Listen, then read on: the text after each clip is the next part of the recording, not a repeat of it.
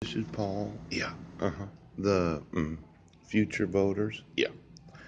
As a parent, I disagree with any involvement in a student's life, yes, as it relates to voting. You can inform them. Yeah.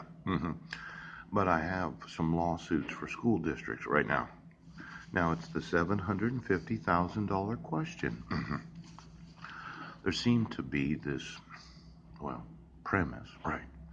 That the man has to be the domestic abuser. Yes, the man has to pay child support right now. And the man, yes, is always the aggressor. Yeah. Now, the truth of the matter is, my wife hit me. Yeah. And then she called my mother within 1 minute. Right. Too smart. Yeah. And then I talked to my mother on the phone at the Guam Airport Hotel. Yes. And I explained everything was fine. Now, from the time of the actual domestic abuse and assault, yes, Heidi began to plan her premeditated kidnapping of my sons. Now I'm going to want them today.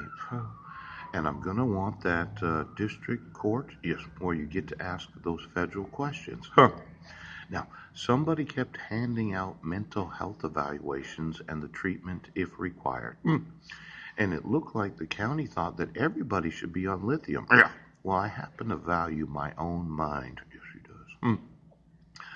Now, at $750,000, a federal question, yes, when you as a civil rights coordinator have a copy of RI.PDF, yes, where the petitioner doesn't sign it, yes, do you think that when it says mental health evaluation and the treatment if required, yes, that the individual that issued it right now is always right, yes, and the respondent is always wrong? Pooch.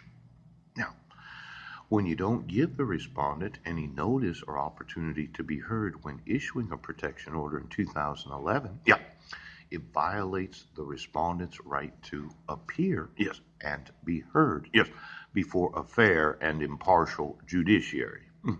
Now, when you renew it for the false accusation of violating it on July 6th of 2012, when the respondent's on trial for the false accusation of violating the restraint provisions, yes, when being arrested and served the dissolution of marriage at the same time, $750,000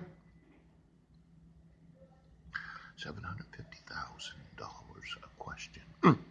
Now, these courts that say that they don't have time, I want you to understand as district court judges, yeah, that I will sue you first. I will sue you first.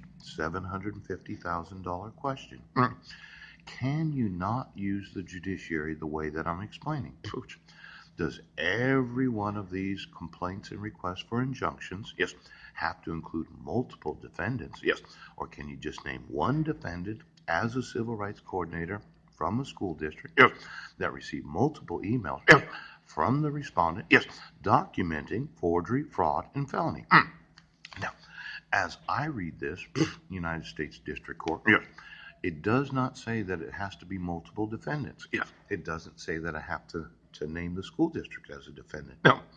It says plaintiff Paul C. Budnick emailed a civil rights coordinator, yes, in every school district of the state of Washington except for Brennan, Pooch, and Quilcy. Yes.